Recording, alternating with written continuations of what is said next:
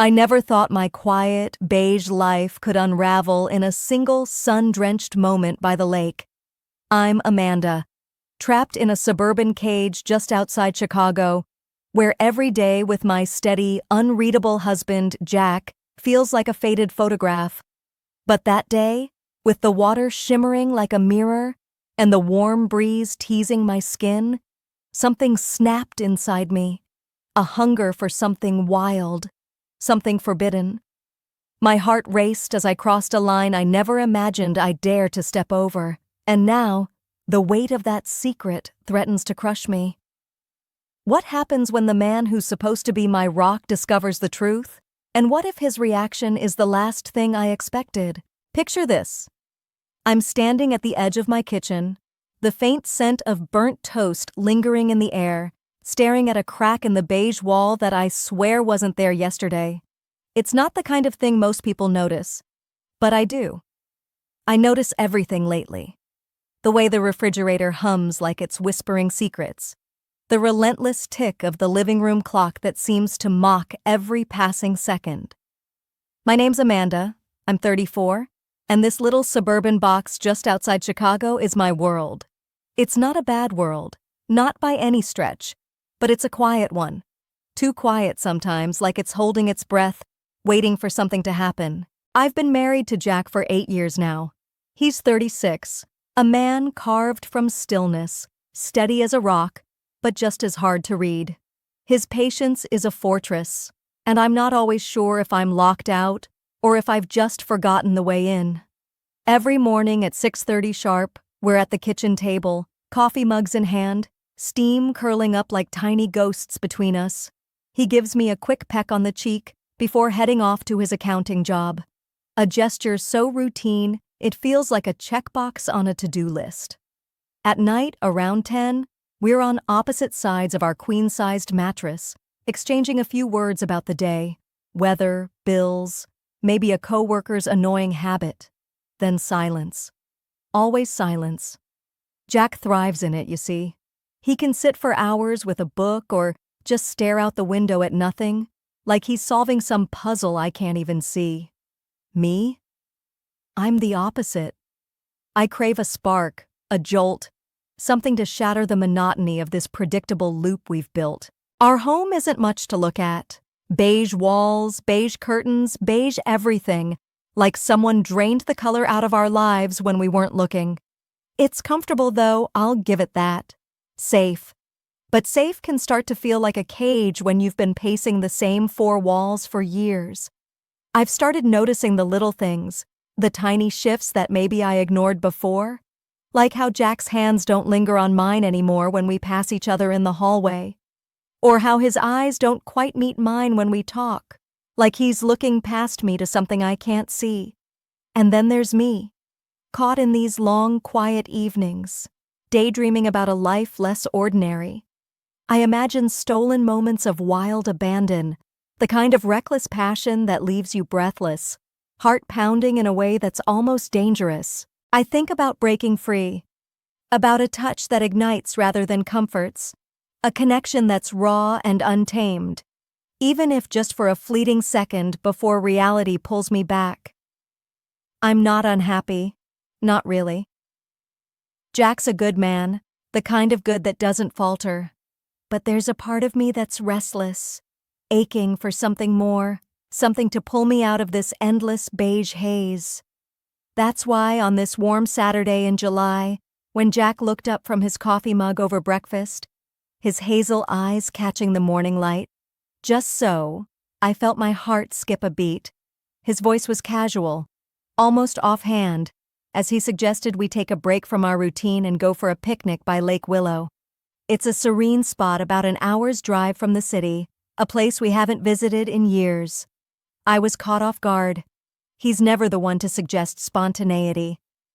A flicker of hope sparked in my chest, warm and unfamiliar, as I nodded eagerly, maybe a little too quickly, afraid he'd change his mind. Before I knew it, we were packing. I rummaged through the hall closet for that old red and white checkered blanket, the one with frayed edges from better days, and tossed it into a wicker basket that's been gathering dust.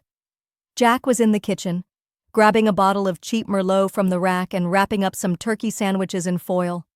I caught him humming under his breath, a soft, aimless tune I couldn't place, and it struck me how rare that sound was. It was a glimpse of lightness, a crack in his usual stoic shell, and it made me pause for just a second, watching him with a quiet ache in my chest. We loaded up our old blue sedan, the one with the dented fender from a fender bender 3 winters ago, and I slid into the passenger seat, the leather warm against my skin. The drive out to Lake Willow was quiet, but it wasn't the heavy kind of silence that usually hangs between us. The windows were down, and the warm July air rushed in, tousling my hair and carrying the sweet, earthy scent of wildflowers from the fields we passed. I tilted my head back, letting the breeze wash over me, feeling a little lighter with every mile we put between us and the beige walls of home. Jack kept his eyes on the road, one hand on the wheel, the other resting on his knee. But there was a softness to his profile, a kind of ease I hadn't seen in a long time. I didn't say much, and neither did he. But for once, I didn't mind. The hum of the engine and the rustle of the wind were enough. We pulled up to the lake around noon, the sun sitting high in a cloudless sky, casting a golden sheen over everything. The water shimmered like polished glass, stretching out before us, framed by towering pines and patches of wild grass that swayed gently in the breeze. I stepped out of the car, kicking off my sandals, and felt the lush, cool grass tickle the soles of my feet as I carried the blanket to a spot near the shore. I spread it out with a little flourish, smoothing the edges, while Jack hauled over the basket and our ancient portable speaker. I'm lying on that old, red and white checkered blanket by Lake Willow, the sun warming my skin, the gentle lapping of the water against the shore mixing with the distant chirps of birds. My mind's wandering, drifting through thoughts of what could be, of a life less tethered, less predictable. Jack had wandered off a little while ago, saying he'd gather some firewood for a small blaze later, even though the day's plenty warm already. I didn't argue. I just watched him disappear into the line of trees, his broad shoulders hunched slightly as he walked, like he was carrying something heavier than just the task at hand. Alone now, I let my eyes close for a moment, soaking in the stillness, the rare kind of peace that feels almost foreign after so many years of routine. Then I hear it, footsteps crunching on the grass, slow and deliberate, coming closer. My eyes snap open, and I sit up, brushing a strand of hair from my face, squinting against the sunlight.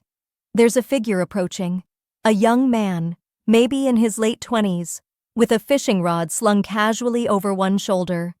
He's got this sun-kissed tan, like he spends every day out here by the lake, and his dark hair is a messy tangle, catching the light in a way that makes it almost glow. He's wearing a faded t-shirt and cargo shorts, scuffed sneakers on his feet, and as he gets closer, I catch this crooked smile on his face, the kind that feels like it's hiding 1,000 stories. He stops a few feet away, tilting his head, and says, "Hey there, I'm Ethan, one of the regulars fishing out here. Did your husband get lost in the woods or something?" His tone's playful, teasing, and it catches me off guard. I laugh, sharper and quicker than I mean to, feeling my cheeks flush as I stammer out, No, Jack's he's getting firewood. He'll be back soon." Ethan doesn't wait for an invitation. He drops down onto the edge of the blanket, close enough that I can catch the faint scent of lake water clinging to him, mixed with the sharp tang of sunscreen.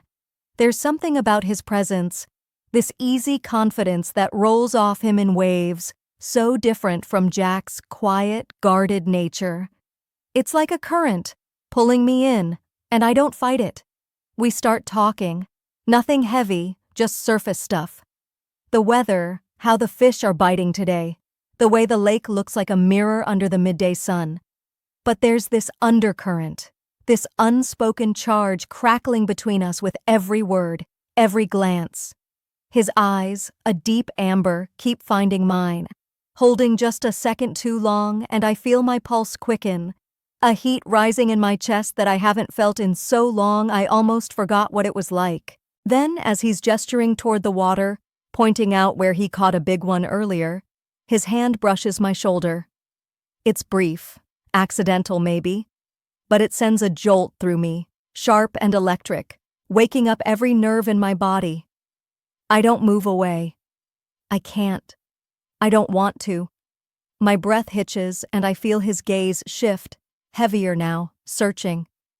His fingers graze my cheek next, so light it's barely a touch, more like a whisper against my skin, and I freeze.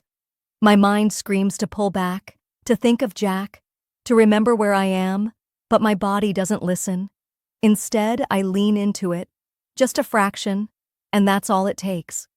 The world narrows to just this moment, just us, and what happens next is a rush, a blur of reckless, desperate need. Right there on the blanket, the same one Jack and I laughed on not an hour ago, I let myself fall into something forbidden, something wild. It's quick, intense, a tangle of urgency under the unrelenting summer sun. The sound of the lake a quiet witness to my betrayal. Our breaths mix, ragged and fast, and for those fleeting minutes, I feel alive in a way I haven't in years. My heart's still pounding as I hear the faint crunch of twigs in the distance, a sound that yanks me back to reality with a sickening lurch. I scramble to my feet, smoothing out the wrinkles in my sundress with shaky hands, my fingers fumbling as if they've forgotten how to work. My hair's a mess. I can feel strands sticking to the back of my neck with sweat, and I brush them away, trying to look composed, like nothing's happened. But inside, I'm a storm of panic. My mind racing through a dozen flimsy excuses, each one more pathetic than the last. What if he saw? What if he knows? Ethan's already gone, vanished back toward the lake with a casual wave, as if what just transpired between us was nothing more than a passing breeze. But it wasn't. It was a wildfire, and I'm left standing in the aftermath, waiting for the inevitable. I see Jack emerging from the tree line now, his figure growing clearer with every step. He's walking slowly, deliberately, a small bundle of sticks cradled in his arms like an offering. His face is a mask of calm, unreadable as ever, and that stillness terrifies me more than any outburst could. I force a smile, but it feels brittle, like it might crack under the weight of my guilt. My hands won't stop trembling as I adjust the hem of my dress one more time, a pointless gesture, as if straightening fabric could straighten out the mess I've made. He reaches the blanket and sets the firewood down in a neat pile without a word, the faint thud of the sticks hitting the ground echoing in my ears like a gavel. Then he sits beside me, close but not touching, his gaze fixed on the lake. The silence between us is suffocating, thicker than the humid July air. I can hear my own heartbeat, a frantic drum in my chest, and beyond that, the distant, mournful call of a loon slicing through the stillness. Leaves rustle in the gentle wind, a sound that should be soothing, but instead feels like whispers of accusation. I open my mouth to say something, anything to break this unbearable quiet. Nice day, isn't it? My voice comes out too high, too forced, cracking on the last word. He doesn't respond, doesn't even turn his head. His profile is stone, his hazel eyes distant, reflecting the shimmering water, but revealing nothing of what's behind them. I swallow hard, the lump in my throat growing, and I look away, focusing on a blade of grass poking through the edge of the blanket, anything to avoid the weight of his silence. We start packing up the picnic, moving like robots, each action mechanical and precise. I fold my corner of the blanket with exaggerated care, smoothing out every crease as if my life depends on it, while he gathers the empty Merlot bottle and the crumpled foil from the sandwiches. Our hands brush once, just for a split second, and I flinch, pulling back as if burned. He doesn't react, doesn't even glance my way, and that indifference cuts deeper than any harsh word could. The drive home is pure agony. I'm in the passenger seat, my fingers digging into the worn leather, gripping it like a lifeline. I steal glances at Jack's profile, searching for some hint, some crack in his composure, but there's nothing. His jaw is tight, a muscle twitching faintly just beneath the skin, and his hands are steady on the wheel, knuckles pale but unshaking. The hum of the car engine feels like a ticking clock, counting down to something I can't predict but dread all the same. The scenery outside blurs past, fields of gold and green, the occasional farmhouse, but I barely see it. My mind is a loop of what-ifs, replaying every moment by the lake, wondering if he noticed the flush on my cheeks, the way my breath was uneven when he returned.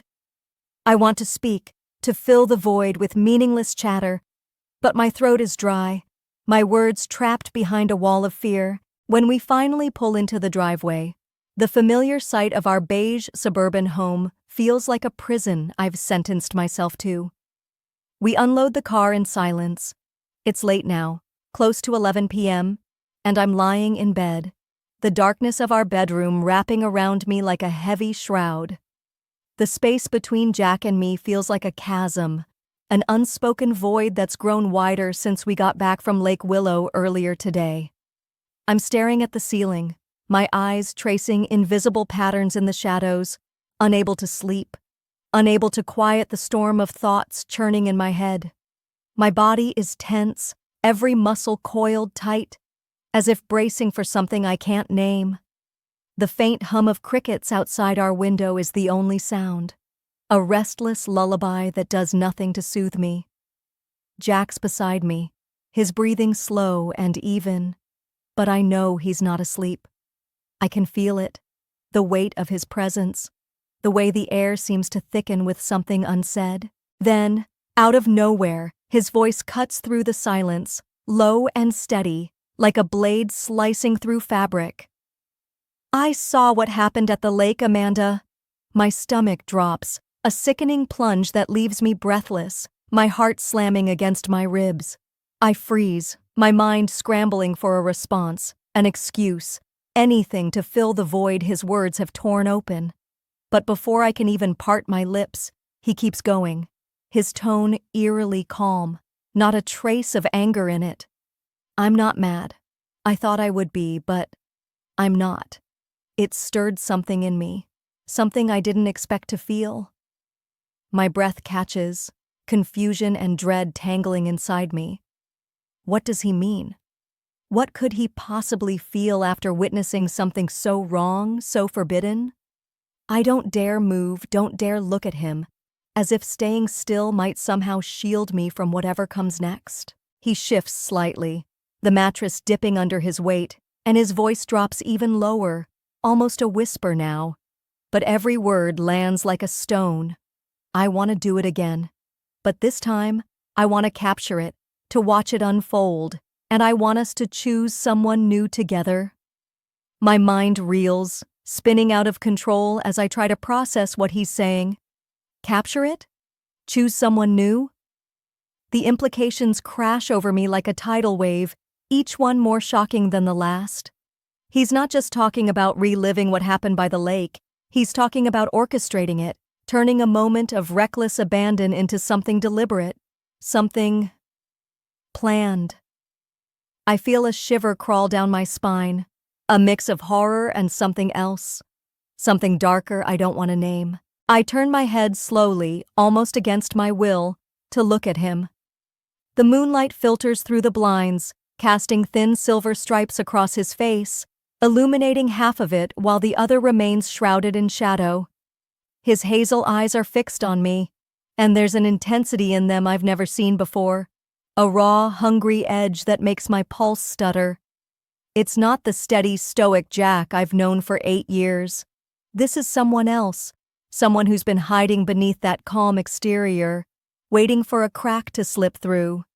I can't look away, even as my mind screams at me to recoil, to reject this twisted idea before it takes root. But there's a part of me, the same part that felt so alive under the summer sun by the lake, that craved a break from the beige monotony of our life, that's intrigued, drawn to the danger of his words like a moth to flame.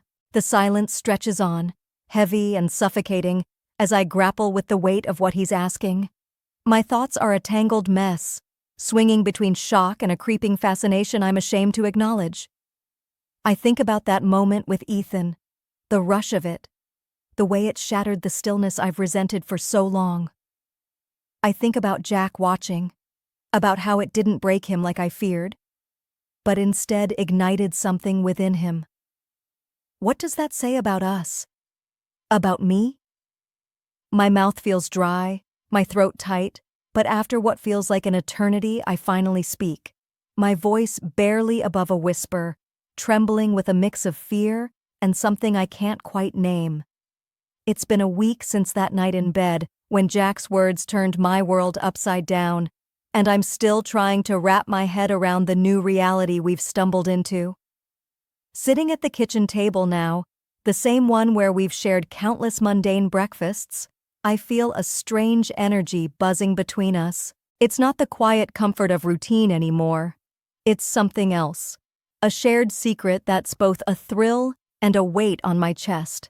The beige walls of our suburban home outside Chicago seem to close in tighter today, as if they're watching, waiting to see what we'll do next. Our laptops are open in front of us, screens glowing with maps and rental listings, as we plan a weekend trip to the Smoky Mountains. A remote cabin, tucked away where no one will know us, where the world can't peek in on whatever we're becoming. The idea of escape feels intoxicating, but there's a shadow over it, a nagging sense of unease I can't shake. Jack's fingers move across his keyboard with a kind of focused intensity I've rarely seen in him before. He's scrolling through online forums and dating apps, his hazel eyes narrowed as he searches for the right companion for our next encounter. Someone who's open to being filmed. Someone who fits the vision he's crafting in his mind.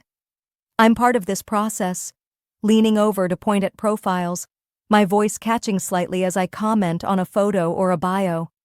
What about this one?